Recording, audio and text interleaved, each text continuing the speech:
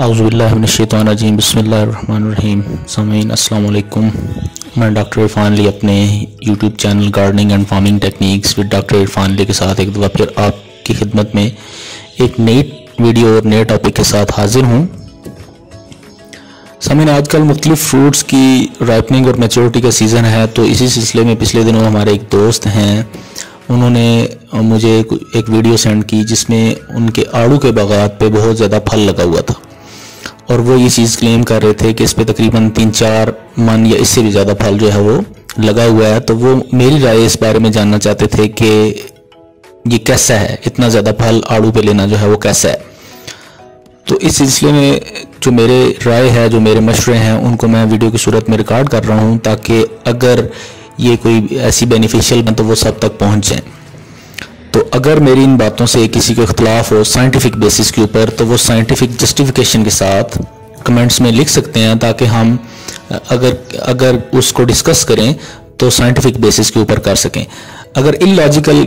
आपने डिफरेंसेस देने हैं या इलॉजिकल इख्तलाफात करने हैं तो वो उनको जवाब देना कोई मैं इतना ज़्यादा ज़रूरी नहीं समझता। तो आज की वीडियो का टॉपिक भी यही है कि आड़ू पर बहुत ज़्यादा फल लेना कैसा है। सामीन, इस सिलसिले में मैं कोशिश करूंगा वीडियो को बहुत ज़्यादा ब्रीफ ही रखें। तो इस सिलसिले में हम दो चीज़ें देखेंगे कि एक लॉन्ग टर्म इसका क्या इफेक्ट आता है और एक शॉर्ट टर्म क्या इफेक्ट आता है। तो शॉर्ट टर्म इफेक्ट में आपने देखा होगा कि मार्केट में फ्रूट आया हुआ है, तो आपने ये नोट किया होगा कि इस दफ़ा कोई जो फल है वो कोई बहुत अच्छी क्वालिटी का और बहुत अच्छे साइज़ का नहीं है। उसकी एक रीज़न तो ये भी हो सकती है कि रमज़ान की वजह से लोगों ने उस फल को जल्दी हार्वेस्ट कर लिया है, लेकिन जो बहुत ज़्यादा प्रोमिनेंट रीज़न है, अभी आप इस वीडियो में भी देख रहे हैं, वो यही है कि फार्मर्स ने जो है वो बहुत ज़्यादा फ्रूट ले लिया है पौधे के ऊपर, जिसकी वजह से पौधा जो है वो फल की क्वालिटी को उस तरह नहीं बना पाया जिस तरह की फल की क्वालिटी, एक कम्पिटिटिव क्वालिटी जो है मार्केट में होनी चाहिए थी। As a result of that वो फ्रूट मार्केट में बहुत ज़्यादा लाइक नहीं किया जाता और कंपटीशन में वो फ्रूट बहुत ज़्यादा पीछे रह जाता है। जहाँ तक डोमेस्टिक की बात है, घर में तो वो फ्रूट जैसा भी होगा वो चल जाएगा, लेकिन जहाँ तक कमर्शियल की बात है, जब तक आपका फ्रूट बहुत अच्छी क्वालिटी का नहीं होगा तो मार्केट में कम्पीट नहीं कर पाएगा और at the end of the day क्या होगा कि फार्मर्स जो है वो इस चीज़ का रोना रो रहे होते हैं कि हमें मार्केट में बहुत अच्छी प्राइस नहीं मिली। तो उसके लिए ज़रूरी है कि आपको कमर्शियल मार्केट में कंपटीशन के लिए अपने बाग में या अपने पौधे के ऊपर इतना फल लें कि वो बहुत अच्छी क्वालिटी का बन सके। और होता यह है कि जब आप कम फल लेते हैं और उसकी क्वालिटी ज़्यादा अच्छी होती है तो उसकी मार्केट में प्राइसेस उस फल से बहुत ज़्यादा अच्छी मिलती हैं कि जो ज़्यादा फल लिया जाए और उसकी क्वालिटी जो है वो कम हो। ये बेशक आप जो है अगर कुछ लोगों ने ये चीज़ें लगाई हैं तो वो इसका तजर्बा जो है वो करके देख सकते हैं। अच्छा, दूसरी चीज़ अब आते हैं, दूसरा पहलू जो मैंने पहले जिक्र किया कि वो लॉन्ग टर्म इफेक्ट्स हैं कि वो काफ़ी लंबे अरसे तक जो आपको सामना करना पड़ता है जिनका, उसमें सबसे पहली चीज़ ये है, और ये सिर्फ आड़ू के लिए नहीं है बल्कि ये जनरल चीज़ है जिसको हम इंग्लिश में कहते हैं अल्टरनेट बेयरिंग या उर्दू में कहते हैं 2 साला फल देने की आदत।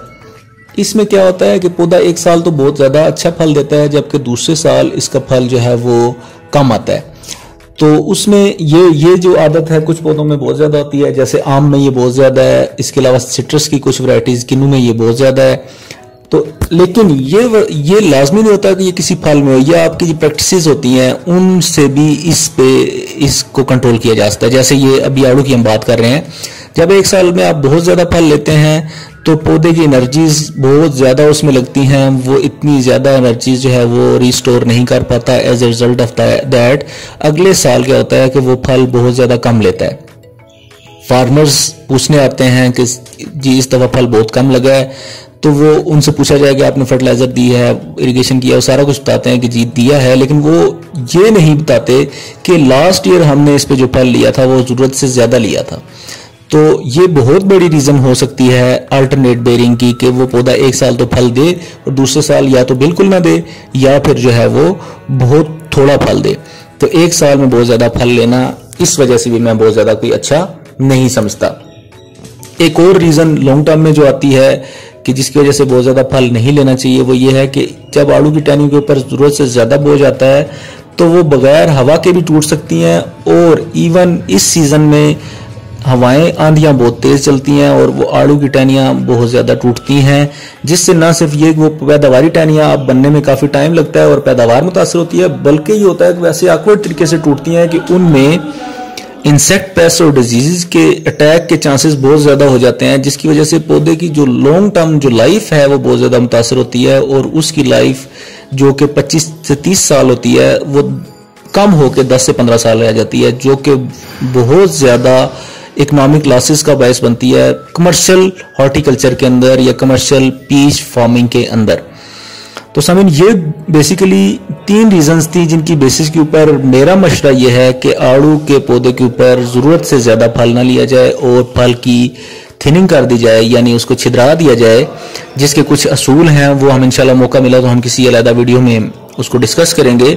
तो आड़ू की छिद्राई बहुत ज़रूरी है ताकि ना सिर्फ ये कि उससे क्वालिटी का फल लिया जा सके, बल्कि ये कि उसकी पैदावारी ज़िंदगी को लंबा किया जा सके ताकि किसान को ज़्यादा से ज़्यादा प्रॉफिट काफ़ी अरसे के लिए मिल सके। तो मैं उम्मीद करता हूँ आज की ये वीडियो भी आप लोगों को पसंद आई होगी। तो इसके लिए इंशाल्लाह जो है वो अपने राय का भी इज़हार करते रहें और फ्यूचर में भी हमारी वीडियोस को देखते रहें, जो कि अमूमन जो करंट इश्यूज जो होते हैं, मौजूदा जो मामलात चल रहे होते हैं फ्रूट्स के ऊपर, वेजिटेबल्स के ऊपर, फ्लावर्स के ऊपर, दूसरी क्रॉप के ऊपर या एग्रीकल्चर से रिलेटेड किसी भी चीज़ के ऊपर हम कोशिश करते हैं उसी को डिस्कस करें। तो आप अपनी राय का इजहार करें। अगर डिफेंस करते हैं या आपको हमारी राय से इख्तलाफ है तो लॉजिकल बेसिस के ऊपर, साइंटिफिक बेसिस के ऊपर जो है वो आप अपने कमेंट्स जो है वो उसमें मेंशन करें। अपनी दुआओं में सामीन याद रखिएगा। बहुत शुक्रिया।